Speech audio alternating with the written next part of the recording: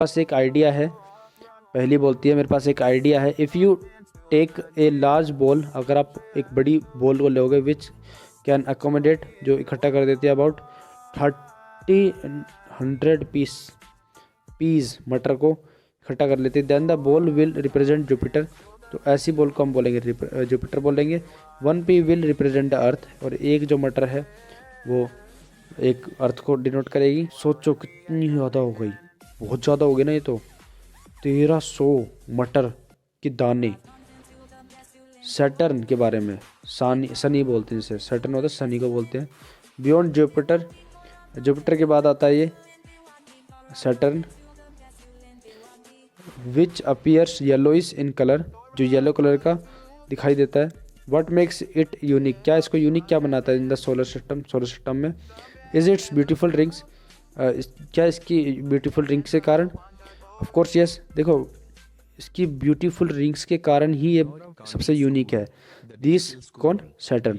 These rings are not visible with the naked eye, हमें अपनी normal जो आंखें हैं उनसे हम इन रिंग्स को नहीं देख सकते। You can observe them with A small telescope, आप छोटे टेलीस्कोप से देख सकते हो।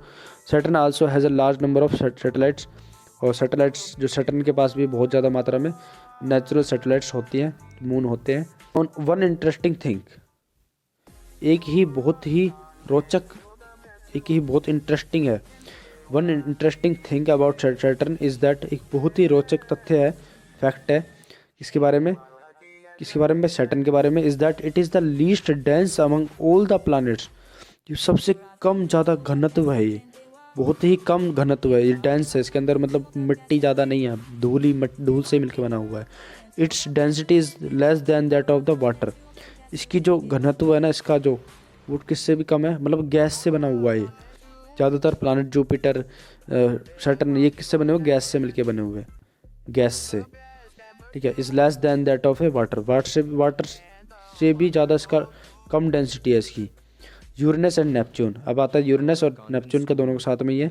These are the outermost planets of the solar system, और ये सबसे बाहर वाले प्लानट है यूरेनस और Neptune. They can be seen only when with the help of large telescope, बड़े टेलीस्कोप की मदद से देखा जा सकता है। Like Venus, Uranus also rotate from east to west, और वीनस के जैसे ही यूरेनस भी ईस्ट से वेस्ट की डायरेक्शन में घूमता है। The most remarkable features of Uranus is that it has highly tilted rotational axis, highly झुका, बहुत ज़्यादा झुका हुआ होता है ये एक्सिस होता है इसके। यूरेनस इन इट्स ऑर्बिटल, और ये बहुत ही ज़्यादा झुका होता है, बहुत ही खतरनाक तरीके से झुका होता है, नीचे की तरफ झुका होता है वो। तब भुजा बोलता है हैज़ ए नोटी आइडिया, अब इसे बहुत ही शरारती नटखट वाला आइडिया आया है। If we imagine Saturn in a large pool of water then it will float, अगर हम एक इमेजिन करें कि सैटर्न को एक बड़े से पुल के रूप में of water, large pool of water, Saturn इन्हें, अगर सैटर्न को हम एक बड़े से पुल के पानी के अंदर डाल दिया जाए, अगर सैटर्न को बड़े से पुल के अंदर डाल दिया जाए then it will be float, तो तैरता हुआ दिखाई देगा। यस ऑफ कोर्स, हाँ, क्योंकि कम डेंस होता है पानी से, मतलब कम लेस डेंस होता है ना ये हमारी पृथ्वी। Saturn is less dense then water, और ये पानी से ज़्यादा कम डेंस होता है, ये तैरता हुआ दिखाई देगा।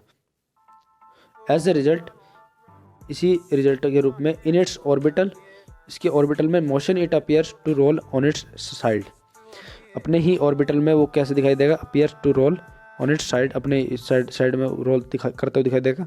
द फर्स्ट 4 प्लानट, जो पहले 4 प्लानट है, Mercury, Venus, Earth and Mars, are much nearer the sun, तो सूरज के ज़्यादा नज़दीक हैं ये। देन द अदर 4 प्लानट्स, जो कि किसके कंपेयर में, दूसरे बाकी जो 4 प्लानट्स हैं उनके कंपेयर में, they are called the inner planets, ये तीनों Mercury, Venus, Earth and Mars, ये चारों प्लैनेट्स इनर प्लैनेट्स कहलाते हैं। The inner planets have very few moons, जो इनर प्लैनेट्स हैं उनके पास बहुत ही कम मून है। The planets outside the orbits of Mars, जो अब कह रहा है कि नेमली जो planets outside the orbit of Mars, orbit जो मार्स के ऑर्बिट के बाहर है, जैसे मार्स का ऑर्बिट था जहाँ मार्स घूमता था अपने ऑर्बिट में सन के चारों तरफ इस तरीके से गोल लगा के, तो ऑर्बिट्स कहलाते हैं। उसके आउटसाइड वाले बारे में बात कर रहा है ऑर्बिट के बारे में, वो सारे आउटर ऑर्बिट्स आउटसाइड है, ऑर्बिट मार्स के आउटसाइड है तो उसका बोलेंगे क्या क्या बोलेंगे, जुपिटर बोलेंगे, सैटर्न बोलेंगे, यूरेनस और नेपच्यून बोलेंगे। Farther of then the inner planets, वो दूर होते हैं, दूर हैं बहुत ज़्यादा इनर प्लैनेट से। They are called the outer planets, और इनका नाम क्या है, आउटर प्लैनेट्स है मार्स, ठीक है। इनका आउटर नाम, किनका नाम भाई, जुपिटर, सैटर्न, यूरेनस, नेपच्यून, ये सब क्या है, ये आउटर प्लैनेट कहलाते हैं। They have a ring system around them, उनके पास रिंग होती है। The outer planets have large number of moons, उनके पास भी ज़्यादा मून्स होते हैं। Some other members of the solar system, और दूसरे मेंबर सोलर सिस्टम के।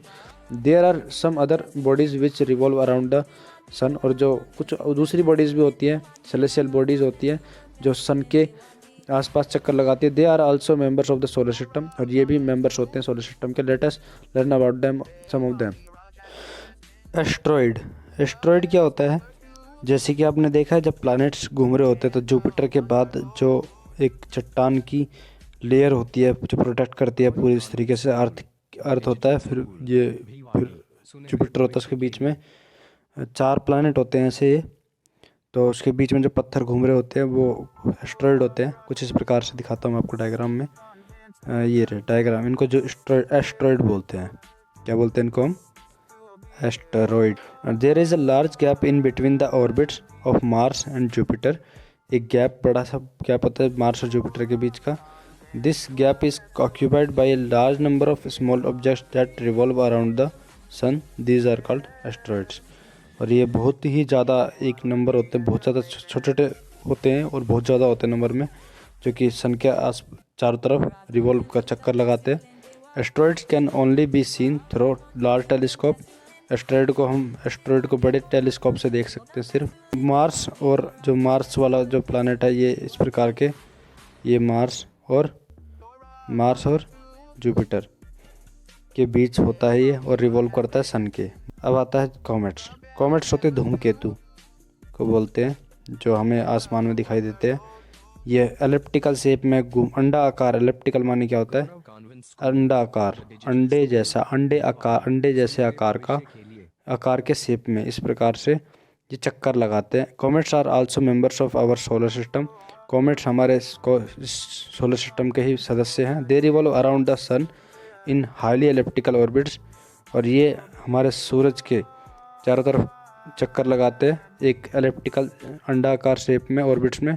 However their period of revolution round the sun the usually very long, जो उनका पीरियड और समय अवधि होती है रिवॉल्यूशन की, मतलब चक्कर लगाना इसके सन के, सूरज के, वो बहुत ही बड़ी हो, बहुत ही ज़्यादा लंबी होती है वो अवधि, वो टाइम पीरियड बहुत ही बड़ा लंबा होता है, जो समय की अवधि होती है बहुत लंबी होती है।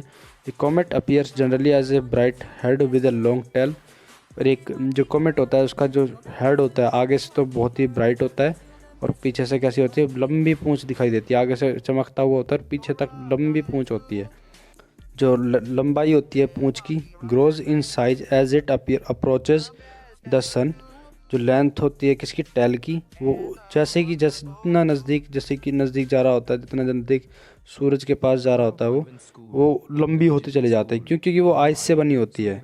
किससे मिलकर बनी होती है, वो आइस से। कॉमेट की जो चट्टान आगे होता है वो पूरा, कॉमेट जो होता है वो आइस से ही बनकर बना होता है।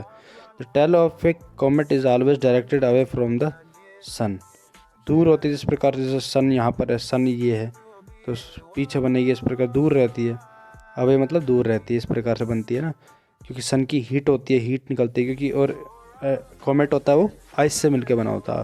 Different position of comets, many comets are known to appear periodically. Halley's comet है वो जो 76 ईयर्स बाद आता है, ठीक है। Many comets are known to appear periodically, और काफ़ी सारे जो कॉमेट है वो एक समय के बाद दूसरे समय के बाद, एक समय के बाद फिर एक पर्टिकुलर समय तक के बीच में दिखाई देते हैं, जैसे एक समय के बाद दूसरे समय पर दिखाई देंगे, पर्टिकुलर फिक्स रहता है उनका समय।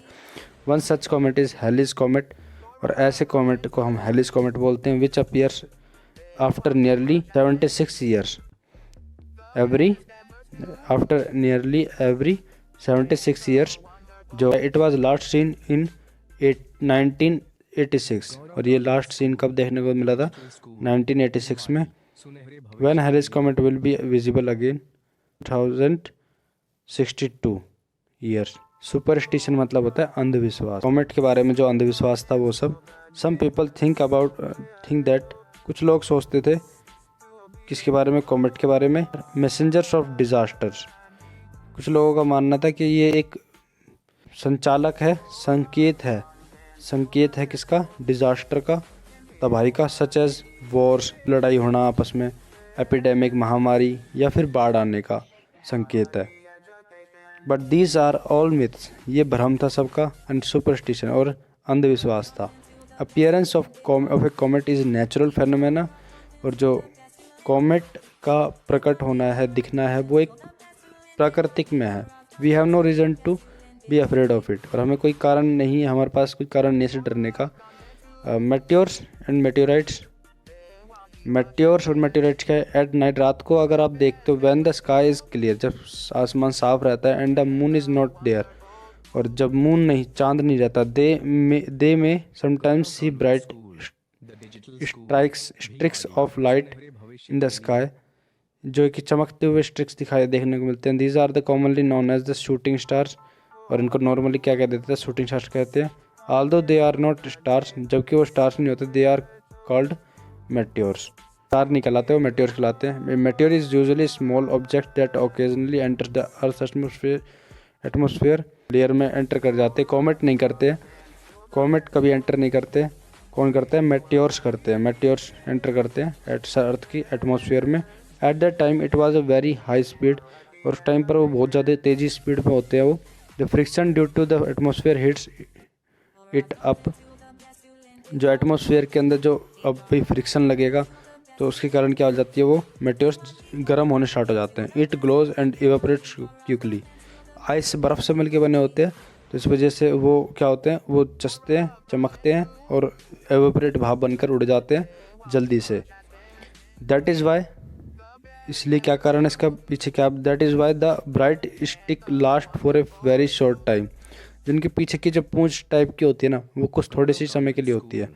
इस प्रकार से streak of a meteor, some meteors are large, कुछ जो मेट्योर्स हैं होते हैं वो बड़े होते हैं, and so they can reach the earth before they evaporate completely, तो इस वजह से वो अर्थ के अंदर भी एंटर कर जाते हैं, एंड अर्थ का तक पहुंच जाते हैं, क्योंकि वो जल्दी से पूरी तरीके से इवेपोरेट नहीं होते। The body that reaches the earth is called meteorite. अब जो बॉडी, ये जो मेट्योर्स हमारे पृथ्वी तक पहुंच जाते हैं, उसको मेट्योराइट कहते हैं। Meteorites help scientist in investigating the nature of a material from which the solar system was formed. तो मेट्योराइट्स मदद करते हैं साइंटिस्ट को ये पता करने के लिए कि जो उस मटेरियल का नेचर मतलब उस मटेरियल का नेचर क्या है जो कि हमारे सोलर सिस्टम ने बनाया है। क्या nature, meteor shower.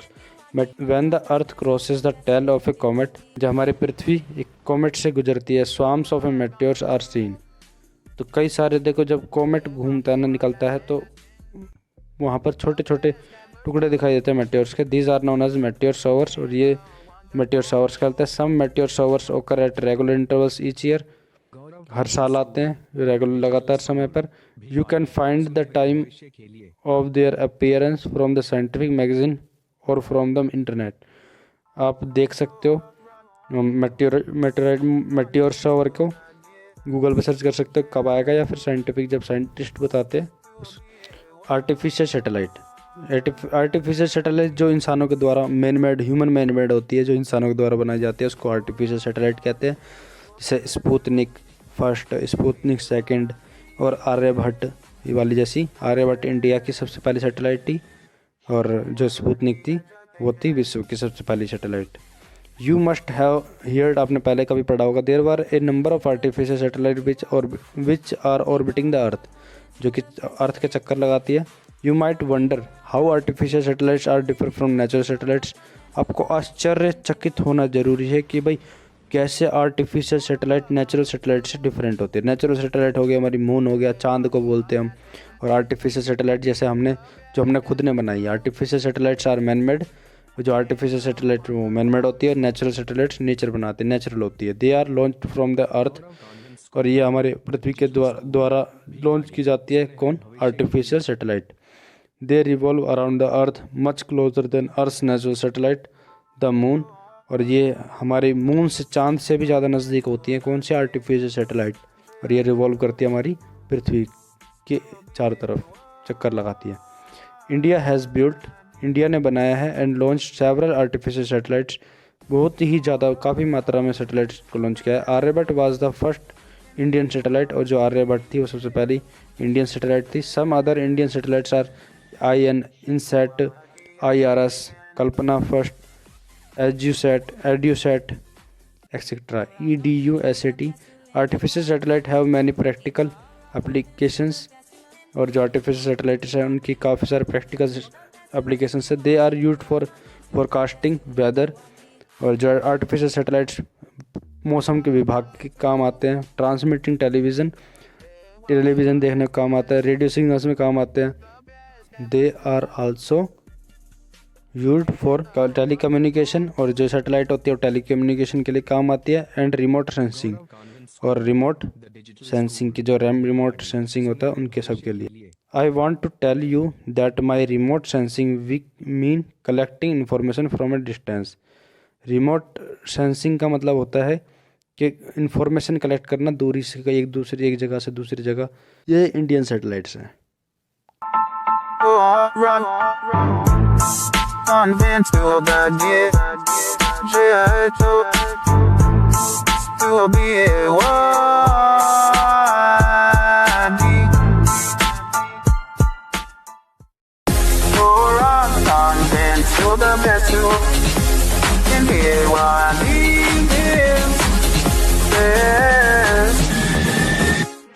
Quality education. Or I've content to the best you lend they walk. Or I've content to the best you lend. They want me for I've content to the best you lend they want me. Or I've content to the best you lend they want me. Or I've content to they want me broadcasting. The best ever to and the wonderful. Gaurav convent school, the digital school, Bhiwadi, सुनहरे भविष्य के लिए।